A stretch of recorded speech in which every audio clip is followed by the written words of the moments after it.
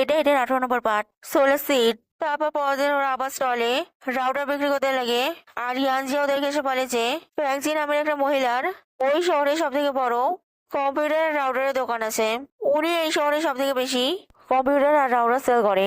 ওরা যদি ওনাকে রাউটার বিক্রি করতে পারে তাহলে ওরা নিজেদের সেলস টার্গেট নিশ্চয়ই পূরণ করতে পারবে। তাই জ্যাংসাং, ইয়ানজি আর সংনিয়ন আর জাউগি ফ্যাংচির সঙ্গে কথা বলতে যেতে লাগে। আর রাস্তায় ইয়ানজি আর জাউগি লুকিয়ে ওখান দিয়ে পালিয়ে যায় যাতে সংনিয়ন আর জ্যাংসাং একা একসঙ্গে সময় কাটাতে পারে। আর জ্যাংসাং ওখানে গিয়ে ফ্যাংচিকে না চিনতে পেরে ফ্যাংচিকে একটা রাউটার আর নিজের নাম্বার দিয়ে ফ্যাংচি আসলে সেগুলো ফ্যাংচিকে দিয়ে দিতে বলে। কারণ ফ্যাংচি জ্যাংসাংকে বলে যে ফ্যাংচি এখানে নেই।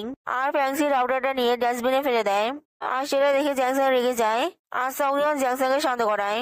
আর সংনিয়ন ফ্যাংচিকে চিনতে পেরে গিয়ে ফ্যাংচিকে বলে যে ফ্যাংচির ছেলে যে ইউনিভার্সিটিতে পড়ে সংনিয়নও সেই ইউনিভার্সিটি থেকে গ্রাজুয়েশন করেছে। আর এখন সংনিয়ন জিএম কোম্পানিতে ইন্টার্নশিপ করছে। আর ওর কোম্পানি ওকে এই রাউটার বিক্রি করার টাস্ক দিয়েছে।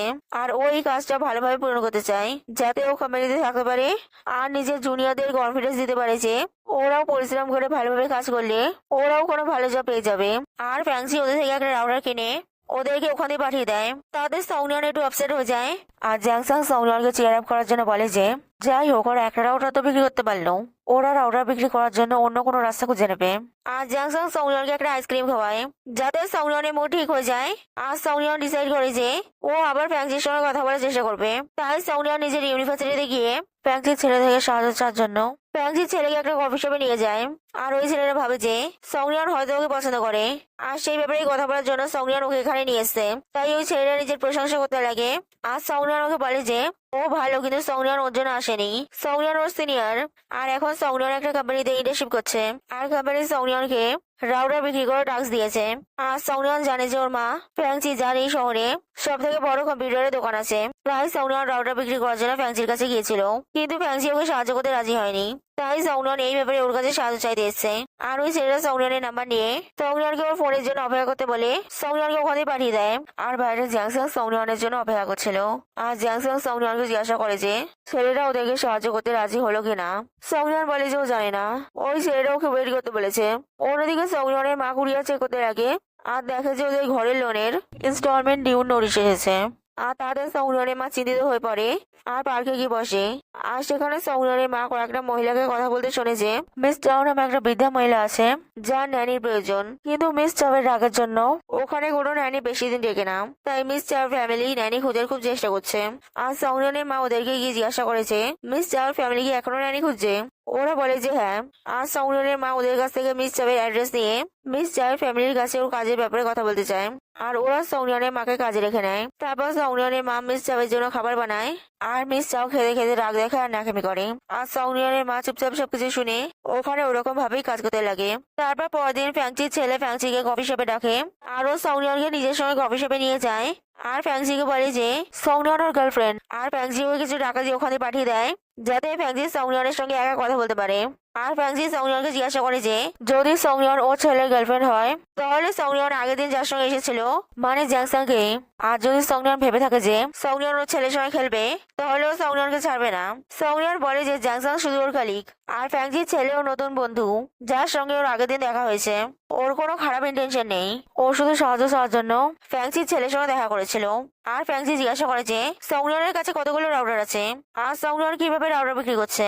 সংনিয়ন বলে যে ওদেরকে টোটাল 50,000 পিস রাউটার বিক্রি করতে দেওয়া হয়েছিল, যার মধ্যে 10,000 পিস রাউটার ওরা স্টল লাগিয়ে কানেকশন ইউজ করে আর প্রমোশনাল ভিডিও বানিয়ে বিক্রি করেছে।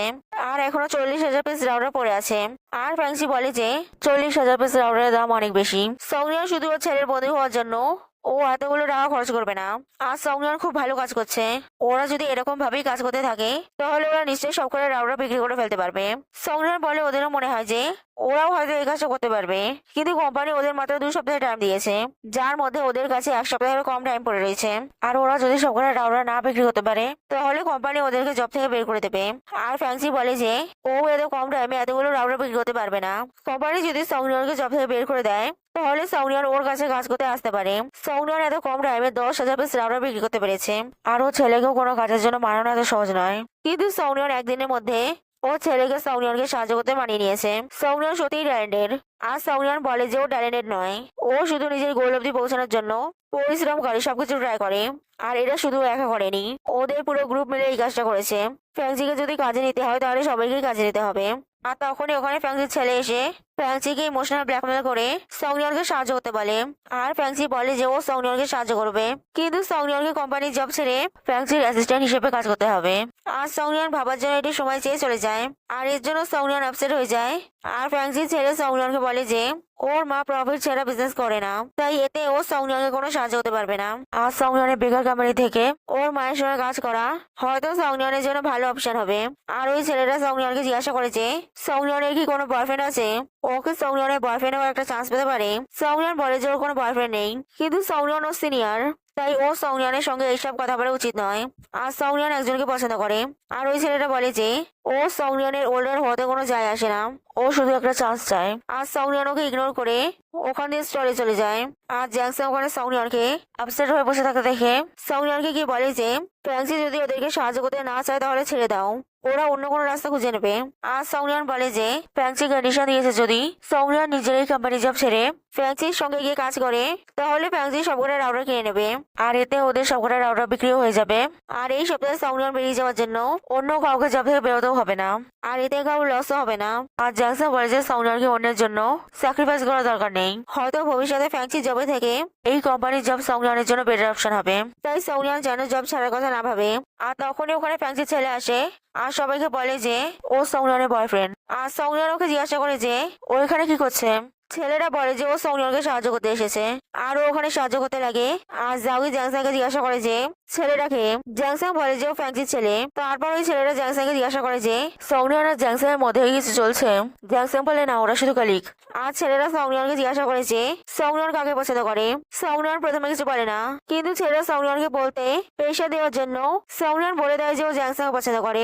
আর ওই ছেলেটা রেগে জ্যাংসনকে বলে যে ও জানে যে জ্যাংসন আগে ফ্যাং কোম্পানির উত্তরাধিকারী ছিল, কিন্তু এখন জ্যাংসনের কাছে কিছু নেই, আর এখন ও জ্যাংসনের থেকে বেশি ধনী।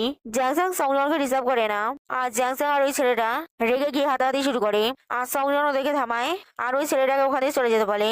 আর ইয়ানজি ওই ছেলেটাকে মারার হুমকি দিয়ে ওখানে পাঠিয়ে দেয়। তারপর অন্যদিকে সংনিয়নের মায়ের মিস চাওয়ের বাড়িতে কাজ করতে করতে কয়েকদিন হয়ে গিয়েছিল।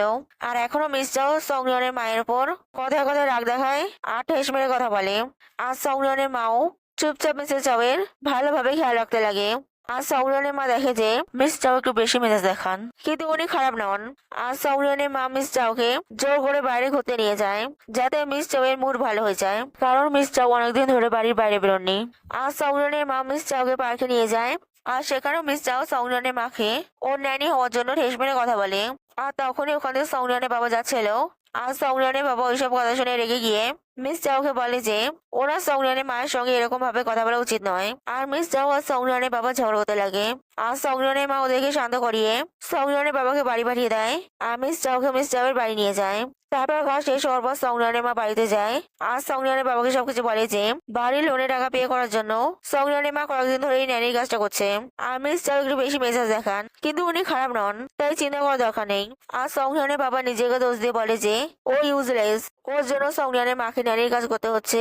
আর সৌরিয়নকে রাস্তায় জিনিস বিক্রি করতে হচ্ছে। আর সৌরিয়নের মা সৌরিয়নের বাবাকে শান্ত করে আর বলে যে ওরা যদি এই বাড়িটা না বাঁচাতে পারে তাহলে ওরা নিজেদের শহরে ফিরে যাবে, তাই এই ব্যাপারে এত বেশি চিন্তা করার দরকার নেই। আর সৌরিয়নের বাবা বলে যে না, ওরা নিজেদের শহরে ফিরবে না, ও নিশ্চয়ই বাড়িটা বাঁচানোর কোনো না কোনো রাস্তা খুঁজে নেবে। আর সৌরিয়নের মা সৌরিয়নের বাবাকে সামলানোর চেষ্টা করে। তারপর পরের দিন সৌরিয়নের মা মিস চাওকে আবার পার্কে ঘুরতে নিয়ে যায়। আর মিস চাও সৌরিয়নের মাকে চিন্তিত দেখে সৌরিয়নের মাকে জিজ্ঞাসা করে যে কি হয়েছে। আর সৌরিয়নের মা কাঁদতে কাঁদতে সবকিছু বলে দেয় যে হয়তো বাড়ির লোন পে না করার জন্য ওদেরকে বাড়ি ছাড়তে হবে আর নিজেদের শহরে ফিরে চলে যেতে হবে। ও আর এই ন্যানির কাজ করতে পারবে না। আর মিস চাও ওকে শান্ত করানোর চেষ্টা করে। তারপর সৌরিয়নের বাবা বেশিরভাগ সময় বাড়িতে না থাকার জন্য সৌরিয়নের মায়ের সন্দেহ হয়, তাই সৌরিয়নের মা সৌরিয়নের বাবাকে খুঁজতে যেতে লাগে। আর তখন এখানে সৌরিয়ন আসে। আর সৌরিয়নের মা সৌরিয়নকে জিজ্ঞাসা করে যে তোর বাবা আজকাল বাড়ি থাকে না, তোর বাবা কোথায় যায়। আর সৌরিয়ন বলে দেয় যে আন্টি উ মানে সৌরিয়নের বাবার এক্স গার্লফ্রেন্ড সৌরিয়নের বাবার সঙ্গে দেখা করতে এসেছিল। আর সৌরিয়নের মা রেগে গিয়ে সৌরিয়নের বাবার এক্স গার্লফ্রেন্ডের হোটেলে যায়, যেখানে ও সৌরিয়নের বাবাকে যেতে একবার দেখেছিল। আর দেখে যে ওখানে সৌরিয়নের বাবা মার খাচ্ছে। আর ওরা গিয়ে সৌরিয়নের বাবাকে বাঁচায়। আর সৌরিয়নের বাবার এক্স গার্লফ্রেন্ড ওদের কাছে সৌরিয়নের বাবাকে মারার জন্য ক্ষমা চায় আর বলে যে ওদেরকে আর টাকা ফেরত দেওয়ার দরকার নেই। আর ওরা দেখে যে সৌরিয়নের বাবার এক্স গার্লফ্রেন্ড থেকে 10 মিলিয়ন টাকা লোন নিচ্ছিল। আর তাই সৌরিয়নের বাবার এক্স গার্লফ্রেন্ডের জিম ট্রেনার সৌরিয়নের বাবাকে মারছিল। কারণ ও জানতো যে সংগ্রানের বাবা চুরি করে টাকা নিচ্ছে। সংগ্রানের বাবা কখনোই এতগুলো টাকা ফেরত দিতে পারবে না। আর সংগ্রানের মা সংগ্রানের বাবার উপর চেলে বলে যে সংগ্রানের বাবা এতগুলো টাকা কেন নিচ্ছিল। সংগ্রানের বাবা বলে যে সংগ্রানের জন্য, ওদের বাড়ির জন্য। আর সংগ্রানের বাবার এক্স গার্লফ্রেন্ড ওদেরকে এরকম ভাবে ঝগড়া করতে দেখে আপসেট হয়ে যায়। আর তাই ও হংকং এর ফ্লাইট বুক করে ডিসাইড করে যে ওখানে চলে যাবে।